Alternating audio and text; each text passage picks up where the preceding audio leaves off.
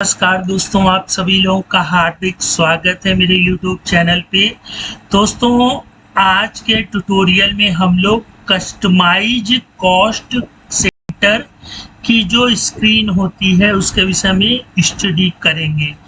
दोस्तों, इसके पहले हम लोगों ने लेज़र ग्रुप की स्क्रीन को स्टडी किया, फिर इसके बाद लेज़र को स्टडी किया, फिर इसके बाद हम लोगों ने कॉस्ट कैटेगरी को स्टडी किया और आज के ट्यूटोरियल में हम लोग कॉस्ट सेंटर की जो क्रिएशन की स्क्रीन होती है उसके विषय में स्टडी करेंगे। तो जैसे ही हम लोग कॉस्ट सेंटर की स्क्रीन पर पहुंचते हैं तो आपके सामने ये एक स्क्रीन ओपन हो जाती है। ठीक है दोस्तों, इस स्क्रीन को हम लोग क्या बोलते हैं? Form cost centre. ठीक है, अब दोस्तों एक तो डिफिनीशन होती है जो report form part line field होती है, और उसके बाद हर फील्ड के जो डिफिनीशंस होती हैं उनके एट्रीब्यूट भी होते हैं। जैसे फॉर्म का एट्रीब्यूट होता है, पार्ट के एट्रीब्यूट होते हैं, लाइन के होते हैं और फील्ड के भी होते हैं। वो भी दोस्तों मैं आप लोगों को बताऊंगा, लेकिन अभी हम लोग मेन प्रोसेस क्या कर रहे हैं कि हम लोगों को जो मास्टर क्रिएशन की स्क्रीन होती है उसको किन किन फॉर्म पार्ट लाइन फील्ड से मिल करके बनी है उनका छोटा सा इंट्रोडक्शन दे रहा हूं। और दोस्तों, इस चीज को अभी आप लोग हल्के में मत लीजिएगा, क्योंकि जब इसका बूस्टर क्लास आएगी तब आप फिर कहेंगे कि अरे हम ये चीज भी इसकी हेल्प से कर सकते हैं। दोस्तों, मैं आप लोगों को इसी वजह से ये चीजें बता रहा हूं कि आगे आने वाले ट्यूटोरियल में हम लोग इनकी सहायता से काफी माइंड ब्लोइंग चीजें कर सकते हैं। ठीक है, तो इस पूरे पोर्शन को हम लोग फॉर्म कॉस्ट सेंटर बोलते हैं। ठीक है, अब फॉर्म का एक एट्रीब्यूट होता है हमारा बैकग्राउंड। तो हमें अगर टैली टीडीएल में किसी भी डिफिनीशन को कस्टमाइज करना है तो हम लोग हैश सिंबल का यूज करते हैं। देखिए, bracket open bracket close form cost centre, तो टैली प्रोग्राम समझ जाएगा कि इस स्क्रीन की बात हो रही है, और हैश सिंबल लगा देंगे तो टैली प्रोग्राम समझ जाएगा कि हमें कॉस्ट सेंटर फॉर्म में कुछ ना कुछ चेंज करना है। क्या चेंज करना है? मैंने एक एट्रीब्यूट ले लिया फॉर्म का बैकग्राउंड ग्रीन, तो इस कोड ने हमारे जो कॉस्ट सेंटर क्रिएशन की स्क्रीन होती है उसकी स्क्रीन को ब्लैक कर सॉरी दोस्तों ग्रीन कर दिया। ठीक है, अभी फॉर्म के कई एट्रीब्यूट होते हैं जो हम लोग बारीकी से धीरे धीरे स्टडी और एनालिसिस करेंगे। ठीक है, अच्छा, अब जो फॉर्म होता है वो पार्ट से मिल करके बनता है। तो जैसा कि आप लोग फर्स्ट पार्ट देख रहे हैं जो कि रेड सर्कल के अंदर है, इसको हम लोग पार्ट CST CTR कैटेगरी बोलते हैं। मतलब CST CTR कॉस्ट कैटेगरी है ना। ठीक है, और जो दूसरा ब्लू कलर से हमारे सामने प्रस्तुत हुआ है इसको हम लोग पार्ट MST बेसिक बोलते हैं।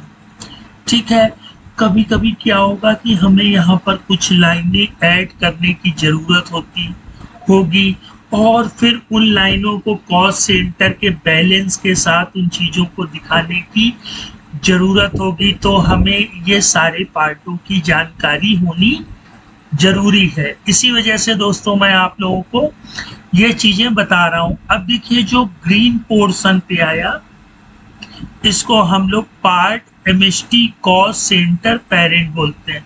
ये दोस्तों आप लोगों को लर्न करने पड़ेंगे या लिखने पड़ेंगे। क्यों?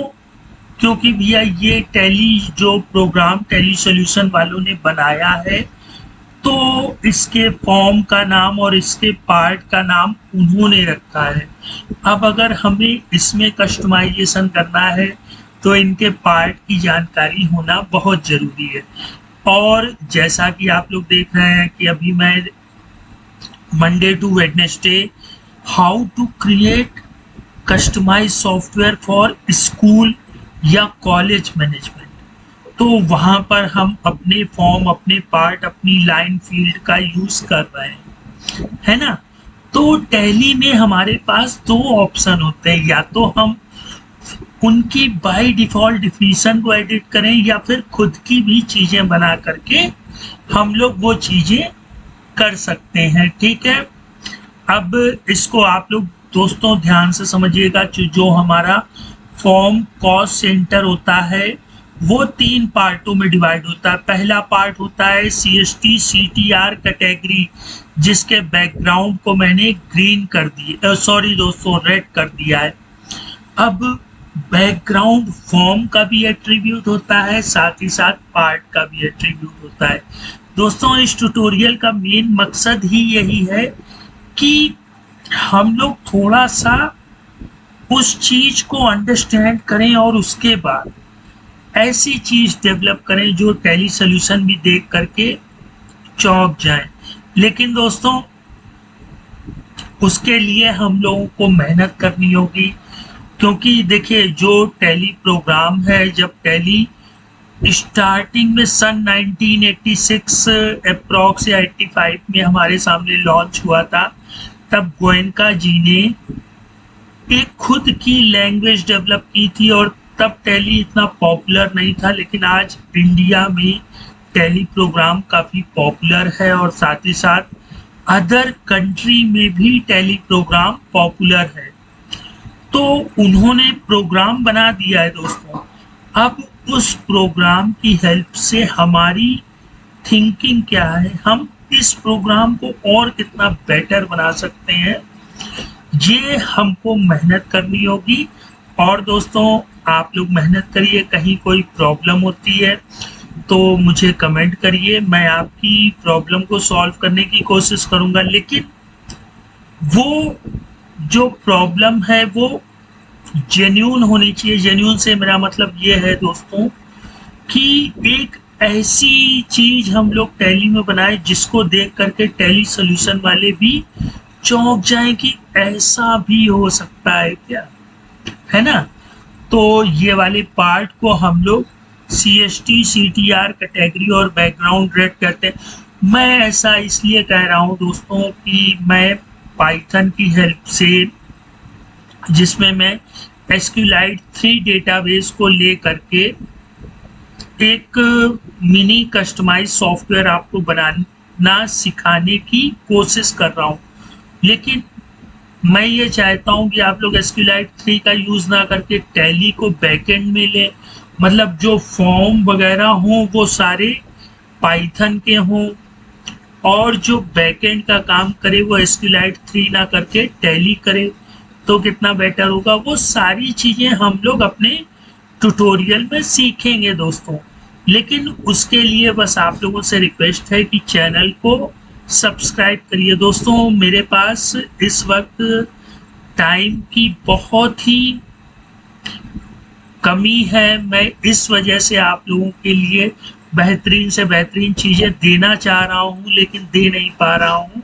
उसकी मेन वजह ये है, अगर दोस्तों आप लोग मेरे YouTube चैनल को नंबर 1 बना देते हैं तो आपको हर एक चीज़ फ्री ऑफ कॉस्ट मिलेगी, आपकी हर कोड की डिमांड, और जहां पर आपकी कल्पना पहुंच भी नहीं सकती हो वो भी बेटर से बेटर चीज़ें मैं दूंगा। अभी मेरे पास नहीं है दोस्तों, लेकिन जब मेरे पास टाइम होगा तो मैं थोड़ा सा उसको स्टडी करूंगा और आपके लिए एक बेहतरीन चीज़ें और एक से एक बढ़िया चीज़ें आपके लिए प्रस्तुत करूंगा।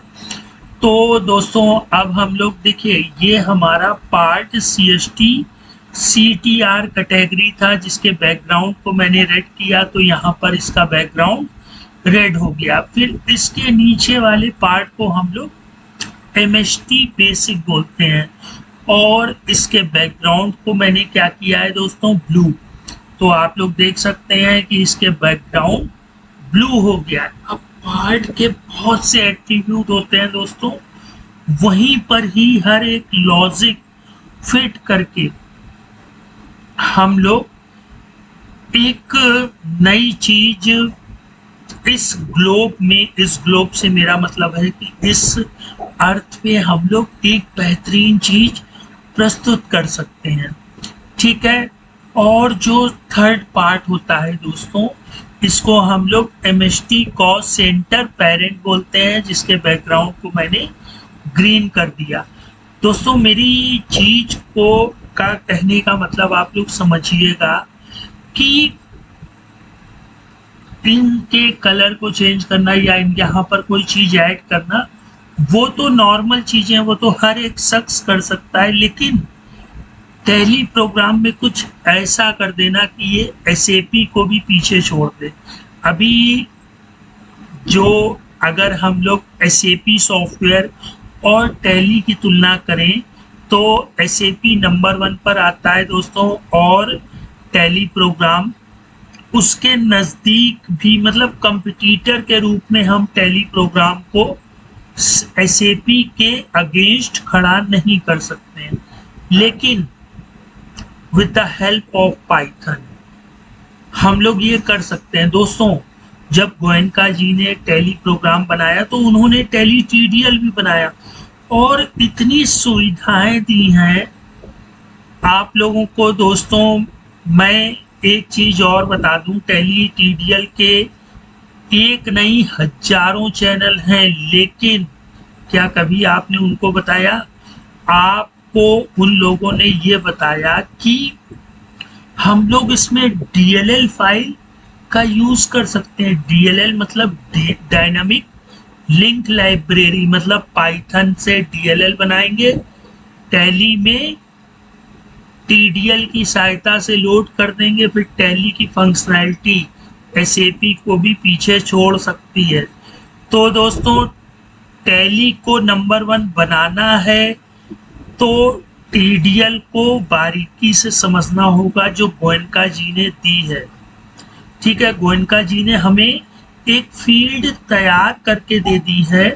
अब वो डिपेंडेंसी हम लोगों के ऊपर है कि अगर हम इंडियंस मेहनत करते हैं तो SAP जो कि जर्मन बेस्ड कंपनी है उसको पछाड़ सकते हैं, ठीक है। अब दोस्तों यहाँ पर आप लोग देख सकते हैं कि ये तो कॉस्ट सेंटर की स्क्रीन है, लेकिन यहाँ पर मैंने एक नई फील्ड को ऐड कर दिया है, ठीक है। तो इस यहाँ किसी भी पार्ट को फॉर्म पार्ट लाइन फील्ड किसी को भी कस्टमाइज करना है तो हैश का सिंबल कंपलसरी है।